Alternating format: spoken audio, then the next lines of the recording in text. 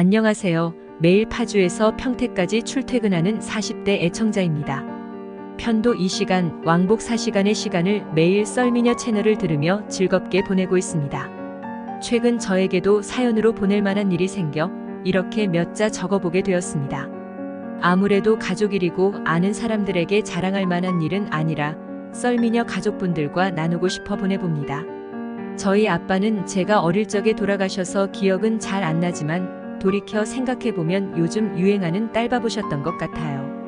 아빠는 퇴근길에 꼭 통닭을 사오셨습니다. 그리고는 제일 처음 뜯는 닭다리는 저를 챙겨주셨어요.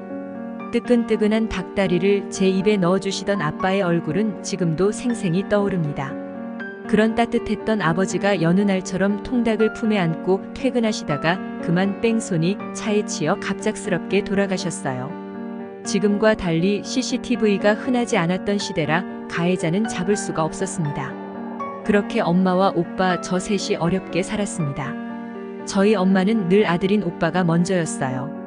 아빠가 돌아가시고 집안에 남자가 유일했으니 그러셨던 걸까요? 음식이며 옷이며 오빠 것은 죄다 좋은 것만 해주셨죠.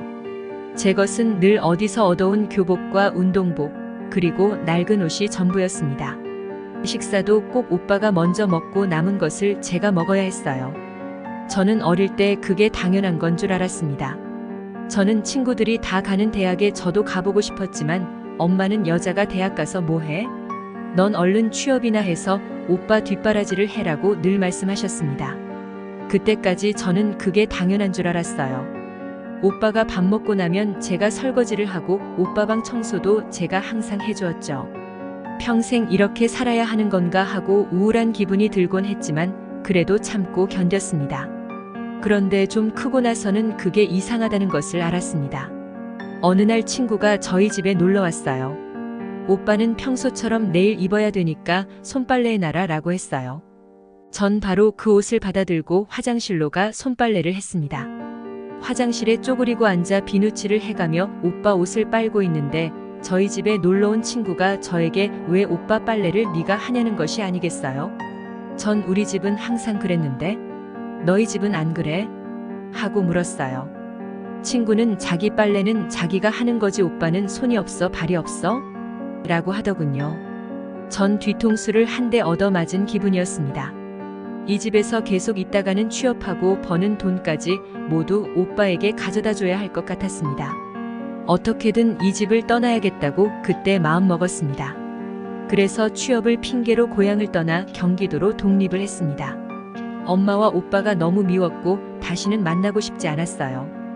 그렇게 엄마와 오빠의 그늘에서 벗어날 수 있겠거니 했는데 오빠가 서울로 대학을 왔어요. 그렇다고 저를 찾아오거나 하지는 않더라고요.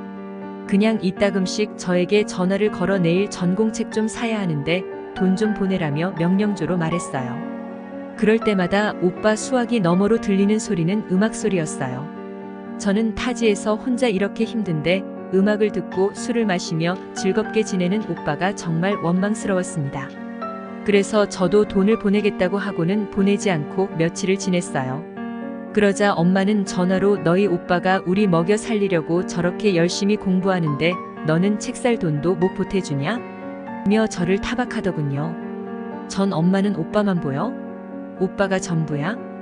혼자 일하고 먹고 사느라 고생하는 나는 안 보여?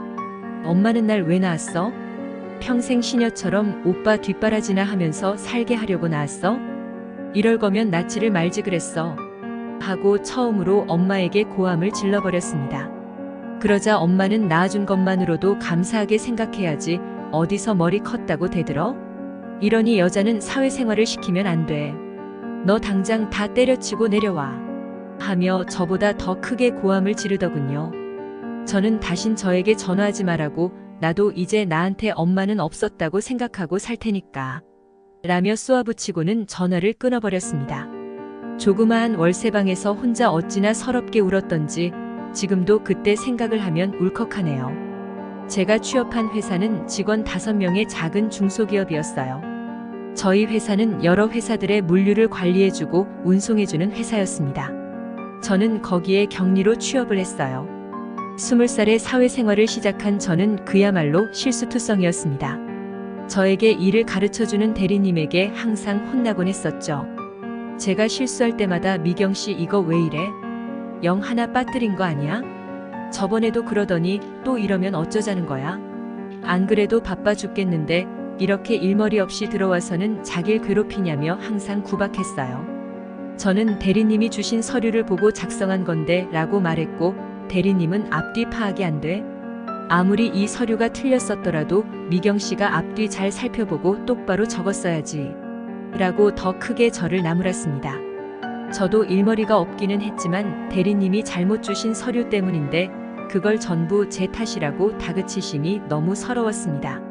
정말 그럴 때는 모든 걸 때려치우고 엄마 집에 들어가 살까 고민되기도 했습니다.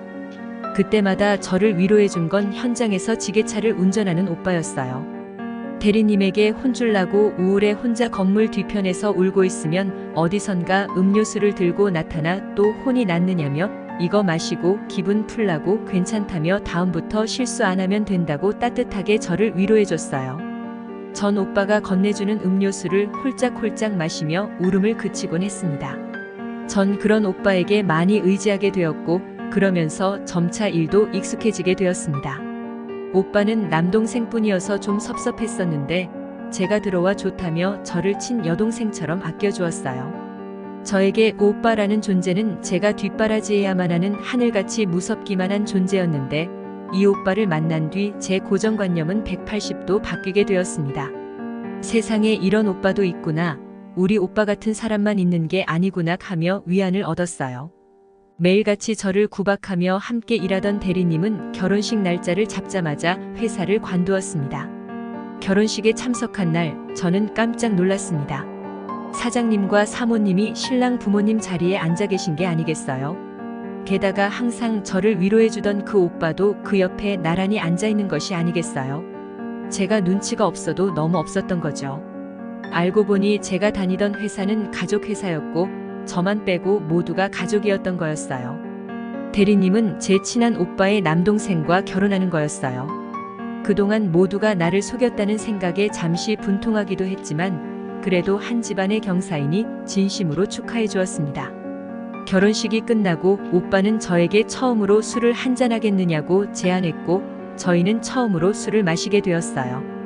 오빠와 저는 이따금 야근을 하고 저녁을 함께 먹고는 했지만 술은 함께 마신 적이 없었어요. 8살이나 차이 나는 제가 애기 같아 보이기만 해서 술을 마시자는 말은 못했다고 하더군요. 얼큰하게 취한 오빠가 저를 물끄러미 바라봤어요. 그러자 평소에 친오빠처럼 따랐던 오빠가 그날따라 달라 보였어요. 오빠가 미경이 넌 나이 차이 많이 나는 사람을 어떻게 생각하냐며 조심스럽게 묻더군요. 전 아빠가 일찍 돌아가시고 많이 외로웠다고 나이 차이 많이 나는 사람이 아빠같이 푸근하고 듬직해서 더 좋다고 그랬더니 오빠가 절 곁에서 오래 지켜봐왔는데 이젠 자기 진심을 고백하고 싶다. 오빠가 절 좋아한다고 하더라고요. 그 말을 듣는 순간 저는 눈물이 왈칵 쏟아졌습니다. 저도 사실 오빠를 너무나 좋아하고 마음속 깊이 사랑하고 있었지만 티를 낼 수 없었는데 오늘 사장님의 아들임을 안 이상 저와는 절대 이루어질 수 없다고 생각했거든요. 저같이 보잘것없는 여자를 오빠 같은 집에서 환영할 리 없었으니까요. 오빠는 자기가 결혼은 안 하겠다고 우겨서 동생이 먼저 하게 됐다며 저만 괜찮다면 오빠도 결혼도 빨리 하고 싶다고 말해주었어요. 저는 저처럼 가진 것 없는 사람을 사장님과 사모님께서 허락하시지 않을 거라고 모도를 나무를 쳐다도 보지 말자는 게 제 신념이라고 대답했어요. 그러자 오빠가 우리 집은 내가 결혼하겠다면 무조건 오케이야. 그게 너라면 우리 부모님은 정말 좋아하실 거야. 오빠만 믿어라고 듬직하게 말해주었어요. 오빠는 그렇게 저에게 프로포즈를 했고 저는 마냥 고개만 끄덕였습니다. 저희 둘이 만난다는 소식에 사장님과 사모님은 정말 환영해 주셨습니다. 사모님께서는 우리 미경이 같은 여자면 더 바랄 게 없지. 솔직히 미경이 널 며느리 삼고 싶어서 사모님과 사장님께서 얼마나 속을 태웠는지 모른다며 이렇게 우리 가족이 되어주어서 정말 고맙다라고 해주시는 거예요. 저는 이렇게 태어나서 처음으로 저를 환영해주는 가족을 만나 더할 나위 없이 행복했습니다. 제 인생에도 처음으로 꽃길이 열리는구나 하고 행복한 가정을 꾸릴 꿈에 한껏 부풀어 올랐습니다. 그렇게 저에게는 없을 것만 같던 평범하고 평온한 일상이 펼쳐지는 것 같았습니다. 비록 제가 결혼한 집안이 꽤나 번듯한 집안인 걸 알게 된 엄마가 다달이 생활비를 요구하기는 했지만 그래도 제가 계속 회사를 다니고 돈을 버니 그 정도는 감당할 수 있었습니다. 어느덧 아이들이 태어나고 시간이 금세 흘렀습니다. 어느 날 아버님과 어머님은 연세가 많이 드셔서 이제 도시 생활을 정리하시고 시골로 내려가 귀농하시겠다고 하셨습니다. 아버님은 저희 남편에게 사업을 물려주려 하셨습니다. 그러자 동서가 펄쩍 뛰며 결사 반대를 하는 것이 아니겠어요? 제 사수였던 동서는 아버님은 동선에 결혼할 때 집도 형님보다 작은 아파트 해주셨으면서 사업까지 물려주신다고 하시면 이건 너무 차별하시는 것 아니냐며 너무 서운하다고 난리를 쳤어요.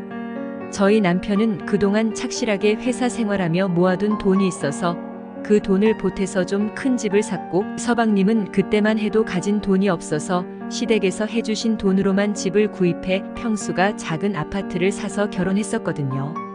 그런데 그런 것은 생각하지도 않고 당장 회사를 물려준다는 소리에만 배가 아팠나 보더라고요. 아버님은 첫째가 지금까지 회사를 도맡아 해왔고 큰 며느리도 계속 함께 했다고 당연히 앞으로도 이 사업을 잘할 수 있을 것 같은 사람에게 물려주는 게 맞는 거 아니냐?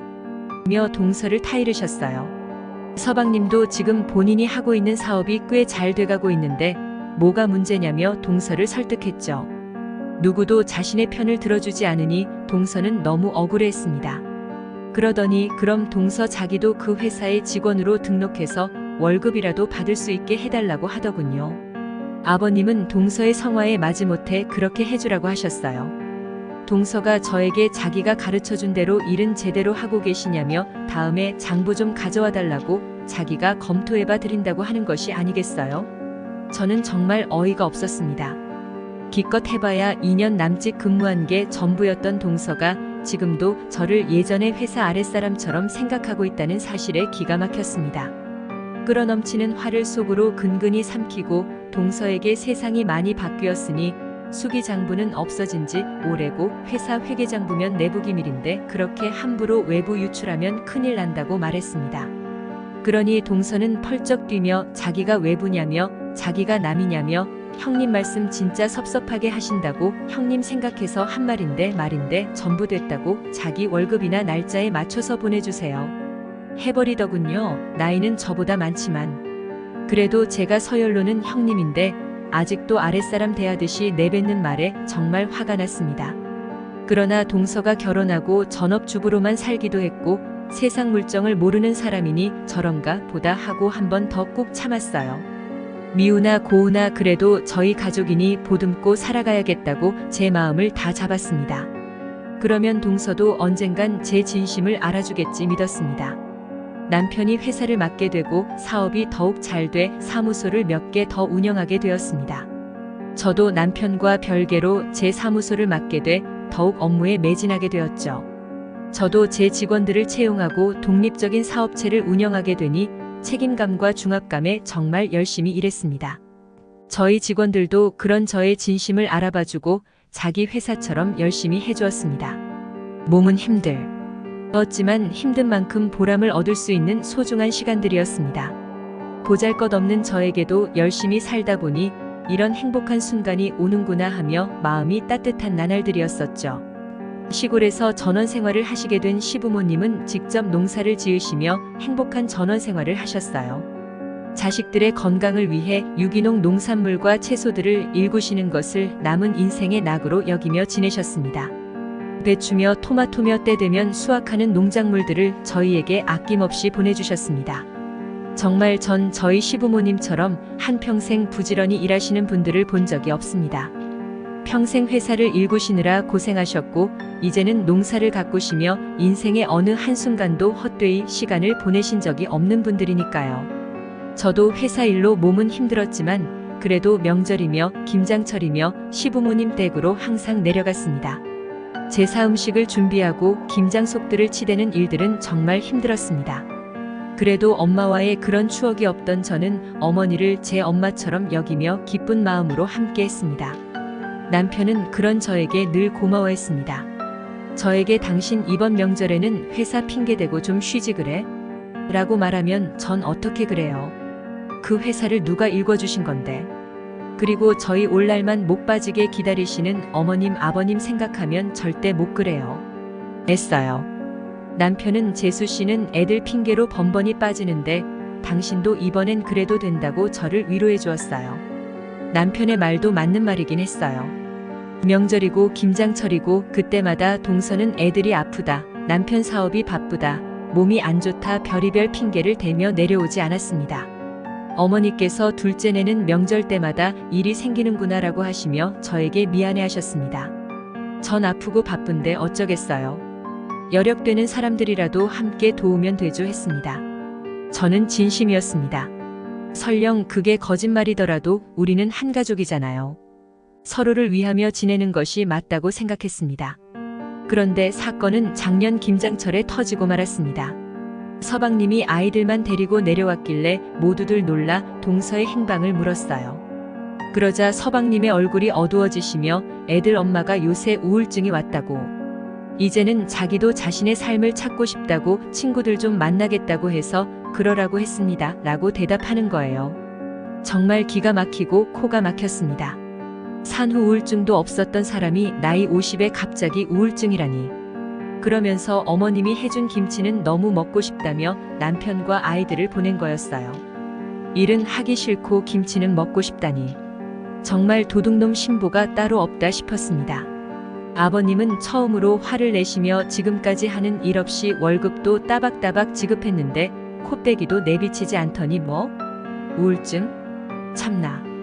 둘째가 하는 일도 없이 몸이 너무 편해서 우울한가 보다 라며 내일부터는 회사로 출근해서 일을 해라고 해라 라며 호통을 치셨습니다. 아버님의 호통에 아무도 반박하지 못했습니다. 사실이 그랬으니까요. 다음 날부터 동서는 툴툴거리며 회사에 출근했습니다. 동서는 아버님이 자기만 미워하신다며 명절 연휴에 친구들 좀 만나러 갈 수도 있지 그것 가지고 이렇게 회사에 출근을 시키시다니요. 정말 서운하다더군요. 저는 이번 기회에 일도 하고 삶의 활력을 다시 찾아보는 것도 나쁘지 않을 거야. 비관적으로만 생각하지 말고 좋게 생각해 동서하고 위로했어요. 비록 일주일에 적게는 이틀 많게는 사흘을 지각을 하고 몸이 아프다며 조퇴를 자주 했지만 그래도 회사에 꼬박꼬박 나오더군요. 저는 역시 가족 같은 회사라는 오명이 두려워 직원들에게 오해를 사지 않으려 더욱더 열심히 했습니다. 제가 동서에게 아무리 그래도 회사에 출근은 제때 해야지 직원들 보기 부끄럽잖아 하고 타이를 때마다 동서는 몸이 아파서 어떡하냐면 저 정말 너무 힘들어요 형님 하며 앓는 소리를 하기 일쑤였습니다. 아버님께서 둘째 출근은 잘하고 있냐며 저에게 전화를 하실 때마다 전 거짓말하느라 심장이 쿵쿵 뛰었습니다. 그러던 어느 날 모르는 번호로 저에게 전화가 한 통 걸려왔습니다. 수화기 너머에서 혹시 박말순 씨 보호자 되십니까? 하고 묻길래 가슴이 철렁했습니다. 여기 경찰서라며 웬 할머니께서 이 번호로 전화를 걸어달라고 하셔서 전화드렸습니다 하는 거예요. 무소식이 희소식이라고 한 몇 달 연락이 없던 엄마의 이름이 수화기 저 편에서 흘러나오는 순간 저는 정말 눈앞이 깜깜했습니다. 심장이 철렁 내려앉는다는 걸 처음 느꼈습니다. 한달음에 달려간 경찰서 구석에서 엄마를 찾았습니다. 엄마는 머리가 산발이고 옷은 내복만 입은 채 두려움에 떨고 있었습니다. 평생 엄마를 잊고 살고 싶었지만 그래도 제 엄마인데 그런 모습을 하고 있는 걸 보니 눈물이 왈칵 쏟아졌습니다. 엄마에게 달려가 엄마. 엄마가 왜 여기 이러고 있어? 오빠는? 올케는? 하고 소리쳤습니다. 두려움에 떨던 엄마가 저를 보더니 왈칵 안기며 저에게 언니 어디 갔었어? 나 혼자 너무 무서웠어 하더군요. 저는 그런 엄마를 차에 태우고 오빠에게 전화를 걸었습니다. 오빠에게 엄마 경찰서에서 찾았다고 대체 이게 무슨 일이야? 하고 물으니 오빠는 아주 당황해하며 아이 엄마가 집에 문 잘 잠궈 놓고 나왔는데 그걸 어떻게 나왔지? 하며 도리어 자기가 화를 내는 게 아니겠어요? 자초지종을 물으니 엄마가 치매에 걸렸고 요양병원에 보내드리기에는 형편이 안 되는 오빠 부부가 매일 엄마를 집에 가둬두고 외출을 했다는 것이었습니다. 저는 너무 화가 났어요. 엄마가 오빠에게 해준 게 얼만데. 엄마가 한평생 오빠만 보고 살아온 거 누구보다 잘 아는 사람이 이러고도 오빠가 사람이냐고, 어떻게 집에 키우는 애완견도 아니고 엄마를 짐승처럼 집에 가둬놓고 둘 다 외출을 해 하고 오빠에게 소리쳤습니다. 오빠는 그렇게 절절하고 사랑스러우면 저보고 데려다 모시면 되겠다며 지금까지 코빼기도 안 비추더니 왜 이제 와서 자기한테 난리냐면 자긴 모르겠으니까 알아서 하라며 전화를 끊어버리더군요. 오빠와 전화통화로 한바탕 싸우고 있으니 조수석에 타고 있던 엄마는 두려움에 덜덜 떨고 있었습니다. 덜덜 떠는 엄마는 저에게, 언니, 저 그 집에 다시 가기 싫어요. 제발 저 좀 구해주세요. 그 집에서 밥도 제대로 안 줘요. 문을 안 열어줘서 화장실도 제대로 못 갔어요. 하며 소변을 지리시는 거예요. 전 정말 하늘이 무너지는 것 같았습니다. 저를 알아보지 못하는 치매 걸린 엄마라니. 정말 이 지경이 되도록 엄마를 방치해온 오빠가 너무 원망스러웠어요. 게다가 자신만을 위해 평생을 살아온 엄마를 밥도 제대로 주지 않고 학대를 했다니요. 그 길로 저는 엄마를 모시고 저희 집으로 향했습니다. 저희 남편은 결혼식 이후로 장모님을 처음 뵙는 거였어요. 정신이 온전치 못한 엄마를 집에 모시면 안 되겠냐는 말이 왜 그렇게 입에서 떨어지지 않던지 전 정말 남편에게 면목이 없었습니다. 그러자 남편은 당신 어머니라고, 그럼 자기 어머니기도 하다고, 당신이 지금까지 우리 부모님에게 어떻게 했는데 내가 어머니를 내치냐며 천벌받아 그러면 하며 남편이 먼저 제 손을 잡고 이렇게 말해주는데 전 그 자리에서 엎어져 엉엉 울고 말았어요. 보잘것없는 저를 여기까지 이끌어준 것만으로도 너무나 미안하고 감사한 일인데 군 식구를 데려온 것을 타박하기는커녕 저희 엄마를 가족으로 보듬어주려고 하는 남편을 보며 저는 평생 이 사람에게 잘해야겠다고 다짐하고 또 다짐했습니다. 아이들도 처음 보는 외할머니이지만 때로는 친구처럼 때로는 자기들보다 어린 동생처럼 엄마를 대해주었어요. 정말 남 부러울 것 없는 단란한 가족이었습니다. 어느 날 남편이 좀 더 늦기 전에 어머니 모시고 여행 한번 다녀오라고 했습니다. 당신도 평생 해외여행도 한 번 못 다녀왔잖아 하며 봉투를 슬며시 내밀더군요. 저는 남편의 따뜻한 마음에 또 한 번 감동했습니다. 회사를 며칠 못 나가게 되어 동서에게 부탁을 좀 해야만 했어요. 제가 동서에게 엄마 모시고 며칠 여행 좀 다녀오려고 하니 그동안 회사 좀 봐줄 수 있을까? 했습니다. 분명히 거절할 것 같던 동서가 웬일인지 어머 잘 다녀오세요. 그동안 회사는 제가 잘 지키고 있을게요. 호호 웃으며 반겨주더군요. 저는 그래도 동서가 우리 가족이니 어려울 때 서로 도우려고 해주는구나 하고 고마웠습니다. 미안해 동서. 내가 여행 가서 선물 많이 사들고 올게. 최대한 빨리 돌아올 거야 라고 말하니 동서가 아주 천천히 오래 즐기다가 오라고 회사 걱정은 하지 마시고요 해주었습니다. 저는 편안한 마음으로 여행을 떠날 수 있게 되었습니다. 엄마와 떠난 중국 여행은 정말 즐거웠습니다. 정신은 온전치 못했지만 그래도 걷거나 생활하는 데는 문제가 없던 엄마는 아이처럼 행복해했어요. 처음 먹어보는 음식들과 진귀한 자연 풍경들에 엄마의 표정이 많이 밝아졌습니다. 주변 사람들도 엄마와 딸 사이가 어쩜 그리 좋으냐고 부러워해줘서 저도 정말 행복했어요. 더 일찍 엄마와 화해하고 이렇게 여행을 다녔다면 더 많은 사진을 찍고 추억도 함께 쌓을 수 있었을 텐데 아쉬운 마음도 커졌습니다. 여행을 마치고 돌아오기 마지막 날 밤 엄마와 함께 호텔 침대에 씻고 누웠습니다. 저는 엄마를 바라보며 말했어요. 엄마 나 누구냐고. 해봤습니다. 그 순간 엄마의 눈빛이 마구 흔들리는 것을 봤어요. 저를 기억해내려고 안간힘을 쓰는 것을 느꼈습니다. 얼마 지나지 않아 엄마의 눈에 금세 눈물이 차올랐어요. 엄마가 미경아. 우리 딸 미경이. 엄마가 너무 늦게 알아봐서 미안해. 하며 엉엉 우시더라고요. 저도 그제야 엄마를 끌어안으며 아니라고. 엄마 괜찮다고. 이제 다 괜찮아 하고 엄마의 등을 토닥였어요.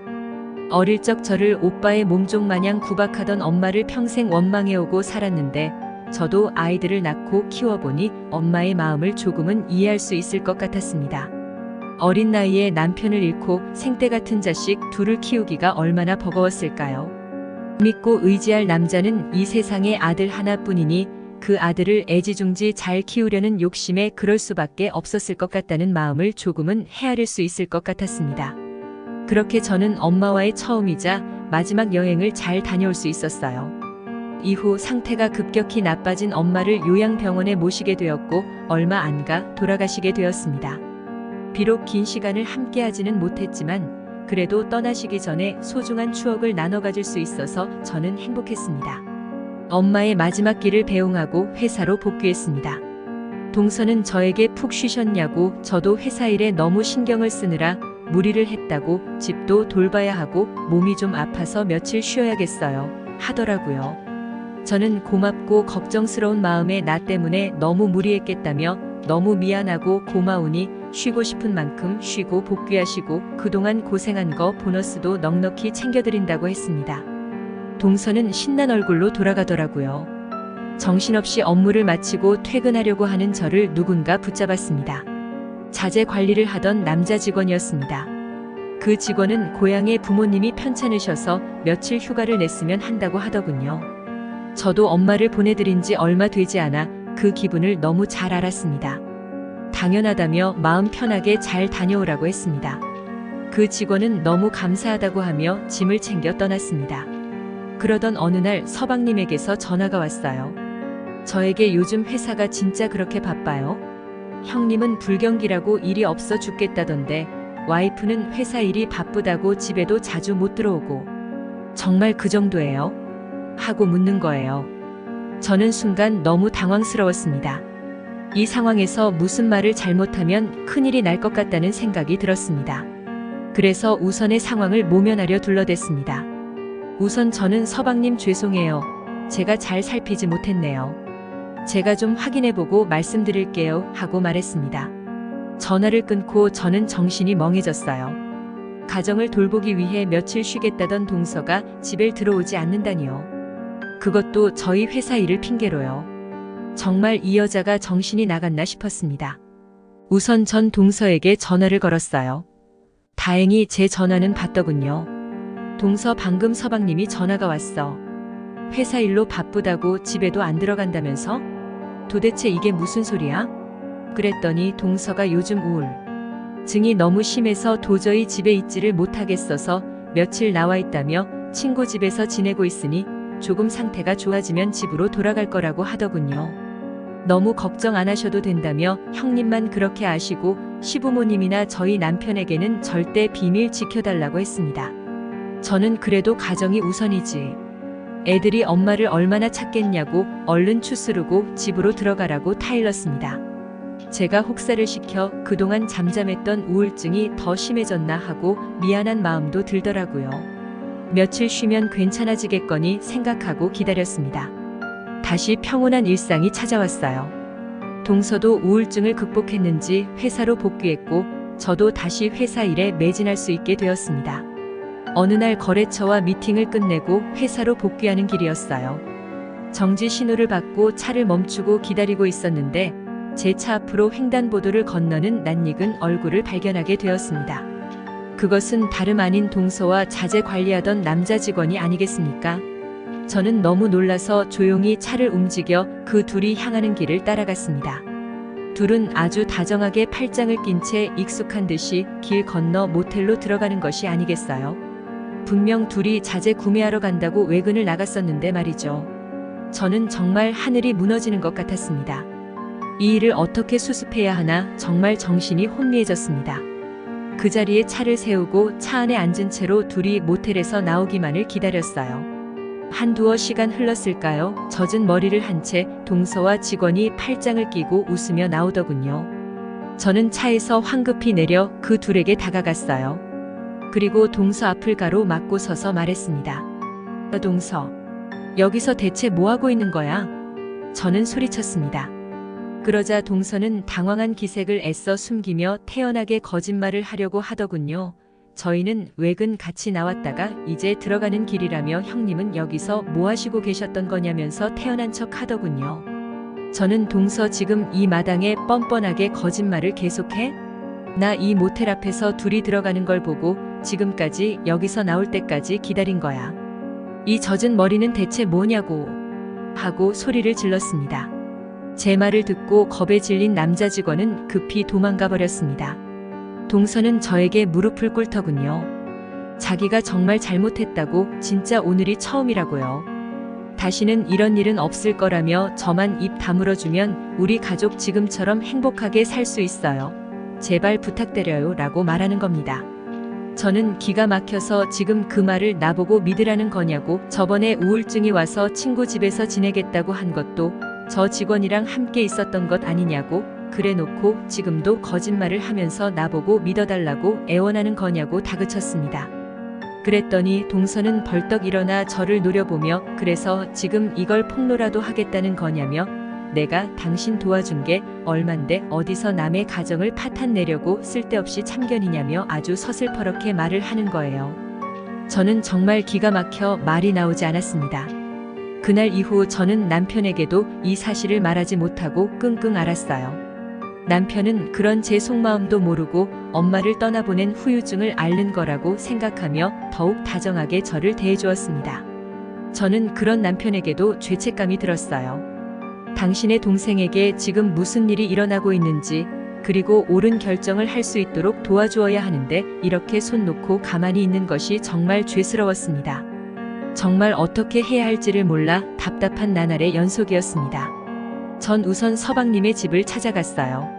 조심스럽게 벨을 누르자 안에서 서방님이 문을 열어주더군요. 서방님은 형수님이 어쩐 일이시냐며 저를 반겨주었어요. 집 안에 들어서자 집안 꼴이 난장판이더군요. 집은 청소를 안 한 지 얼마가 되었는지 먼지가 켜켜이 쌓여 있었고 개수대에는 설거지 거리가 산더미더군요. 저는 죄스러운 마음에 집 청소를 해주고 그 많은 설거지까지 마쳤습니다. 서방님은 저의 이런 방문이 어리둥절한지 계속 왜 그러냐며 묻더라고요. 모든 청소를 마치고 자리에 앉았습니다. 서방님은 웃으며 저희 와이프 너무 많이 부려먹어서 형수님이 미안하신가 보죠? 하며 괜찮다고, 저희 항상 이렇게 지내왔어요. 걱정 마세요. 형수님 하고 말하는 거예요. 가만히 들어보니 지금까지 명절이고 김장철이고 서방님이 아이들을 돌보고 시부모님 시골에 내려와 있는 동안 동서는 친정집에 가겠다, 친구 집에 있겠다고 하며 집에 항상 없었다는 거예요. 저는 이제야 동서의 외도가 이번이 처음이 아니라는 사실을 그제서야 눈치챘습니다. 저에게는 이번이 처음이라고 했지만 혼인 기간 내내 남편을 기만하며 그런 생활을 이어온 것이었어요. 하늘이 무섭지도 않은 건지 이 인간은 갱생이 절대 불가능하겠다는 판단이 들었어요. 그래서 서방님의 손을 꼭 잡으며 미안하다고, 제가 나중에 다 설명해 드릴게요 말하고 저를 붙잡는 서방님을 뒤로 한 채 집을 나섰습니다. 저는 그 길로 동서에게 전화를 걸었습니다. 이제 제 전화는 받지도 않더군요. 저는 남자 직원의 집으로 찾아갔습니다. 역시나 동서는 남자 직원의 자취방에 있더군요. 저는 남자 직원 자취방 앞에 세워져 있는 동서 차의 사이드 미러를 부숴버렸어요. 정말 제 눈앞에 그년놈 둘이 있었다면 머리통을 부숴버리고 싶었습니다. 다음 날부터 그 둘은 아예 대놓고 제 앞에서 애정행각을 벌이더군요. 회사 휴게실에서 다정하게 커피를 마시고 앉아있는 모습을 보니 제 속에 천불이 났어요. 틈만 나면 함께 외근을 다녀오겠다며 회사를 나섰습니다. 동서는 이제 제가 입을 다물어주기로 마음 먹었다고 생각했나 봐요.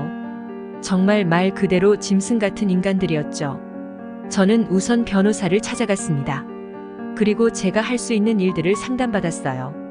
우선 나중 일을 대비해 증거들을 수집하고 대비해야 한다고 했습니다.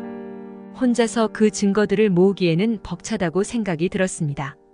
변호사님은 저에게 그런 일을 해주는 전문 업체들이 있다며 한번 찾아가 보라고 권유해 주시더군요.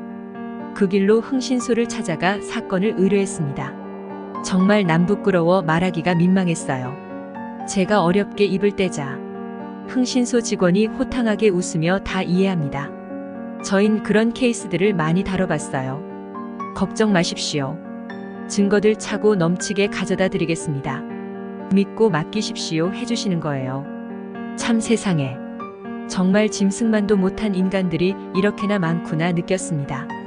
그리고 변호사님의 권유대로 회사의 장부를 샅샅이 뒤졌어요. 이제 보니 회사 비용으로 둘이 모텔이며 음식점에 간 내역들을 찾아냈고 거기다 자신의 직위를 이용해 남자 직원에게 마음대로 상여금을 지급한 내역도 발견해냈습니다. 저는 모든 증거들을 착실하게 모았습니다. 그 둘은 제가 이런 준비를 하는지도 모르는지 아주 열렬하게 연애를 하더군요. 흥신소는 둘의 사진과 동영상을 정말 차고 넘치게 가져다 주었고 저는 짐승 같은 이 둘을 어떻게 작사를 내줄지 고민하고 있었습니다. 남의 눈에 피눈물 나게 하면 어떻게 되는지 톡톡히 보여주고 싶었습니다. 아버님 생신날이라 모처럼 가족들이 다 같이 모이는 자리가 생겼습니다. 저는 불편한 마음이 들었지만 그래도 동서가 혹시나 마음을 고쳐먹지는 않았을까 기대했습니다. 조금이라도 뉘우치고 변화하는 모습을 보여주면, 나만 입을 다물어주면, 그러면 저 가정은 계속 행복하게 지낼 수 있을 텐데 하고 생각했습니다. 그러나 동서는 역시 이번에도 나오지 않았습니다. 뻔뻔하게 웃기까지 하며 저에게 몸이 너무 아파서 이번에도 참석이 어려울 것 같아요, 형님. 제 몫까지 수고해 주시면 감사하겠어요. 라는 개소리를 짓거리더군요. 저는 웃으며 이 미안해 할 필요 없어, 동서. 마음 놓고 푹 쉬어라고 말해주었어요. 저는 성심성의껏 아버님의 생신을 진심으로 축하해드리고 행사를 마무리했어요. 그리고 집으로 돌아가려는 서방님을 조용히 불렀습니다. 그리고 제가 가진 모든 사진과 증거들을 서방님에게 건넸어요. 이제 최종 결정은 서방님의 선택이라고도 말해주었습니다. 제가 서방님에게 이혼을 해라 마라 할 자격도 없고, 만약 서방님이 이 사실을 알고도 이혼하지 않고 동서와 함께 살겠다고 마음 먹는다면 저는 그것도 응원하겠다고 말했습니다. 그러나 제가 가진 증거 중 회사 비용 횡령은 동서에게 소송을 걸 수밖에 없다고도 말했습니다. 서방님은 갑자기 눈물을 펑펑 쏟으며 저에게 이제라도 자신을 살려주어 고맙다고 말했습니다. 지금까지 아이들을 봐서 헤어지지 않고 그래도 함께 사는 것이 옳은 길이라고 생각하고 참고 지내왔는데, 자신에게 이혼이 옳은 결정이라고 말해주는 사람이 형수님이 처음이라며 너무 감사하다고 말을 하는 것이 아니겠어요? 저에게 그런 서방님의 막막하고 답답했을 마음이 전해져 눈물만 쏟아지더군요. 저희 둘은 한참을 손을 마주잡은 채로 눈물을 흘려야 했습니다. 서방님은 이윽고 결심을 했는지 제가 전해준 증거들을 손에 꼭 쥐고 집으로 돌아갔습니다. 그리고 몇 시간 뒤 그날 밤 동서가 아주 씩씩대며 저희 집을 쳐들어왔습니다. 저 때문에 가정이 파탄이 났다며 아주 난리를 피우더군요. 동서는 저를 죽일 듯이 노려보며 이 당신만 조용히 했으면 이런 일은 없었어. 대체 나한테 무슨 억하심정이 있어서 뒤에서 이딴 짓을 음흉하게 준비했던 거야 대체, 하며 발악을 하더군요. 저는 끝까지 너 같은 짐승만도 못한 인간은 남 탓만 하는구나. 그 모든 것은 네가 자초한 일이야. 사람을 기만하고 뒤에서 비웃으며 살아온 죄. 모든 벌을 달게 받고 이제라도 뉘우치고 조금이라도 사람답게 살아. 라고 비웃어 주었습니다. 그제서야 이 모든 사실을 알게 된 남편은 정말 크게 분노했어요. 동생한테 이런 상처를 주고도 당신이 무사할 줄 아느냐며 남편이 가진 모든 힘을 동원해서라도 어떻게든 동서를 엄벌에 처하게 할 테니 각오 단단히 하라고 하며 무섭게 경고하더군요. 그리고 저에게 이 모든 걸 알고도 어떻게 참았느냐며 저를 위로해 주었어요. 너무 늦게 말했다며 남편이 화를 내면 어쩌지 하고 한편으로 걱정을 했는데, 역시 저희 남편은 제가 생각하는 그 이상의 수준의 사람이었어요. 저는 혹시라도 어머님 아버님이 이 사실을 알고 쓰러지시지는 않을지 노심초사했어요. 두 분은 사실을 알게 되시고 나서는 아들이 그렇게 속을 썩이고 있는 줄도 모르고 정말 너무 미안하다며 원통해 하시더라고요. 그리고 이제라도 그런 사람인 걸 알게 해줘서 다행이라며 저에게 고맙다고 하셨습니다. 결국 동서는 재산 분할은커녕 서방님에게 위자료를 지급해야 하게 되었고 회사 횡령죄로 형사처벌까지 받게 되었습니다. 재판 중에도 자신의 죄를 뉘우치기는커녕 끝까지 발뺌하며 어떻게든 빠져나가려는 그 인간의 모습에 어찌나 치를 떨었던지요. 이제라도 그 여자가 자신의 죄값을 치르고 조금이라도 갱생했으면 하는 바람입니다. 우리 썰미녀 가족분들도 제 사이다 사연 들으시고 조금이나마 마음이 시원해졌으면 좋겠습니다. 좋은 하루 보내세요.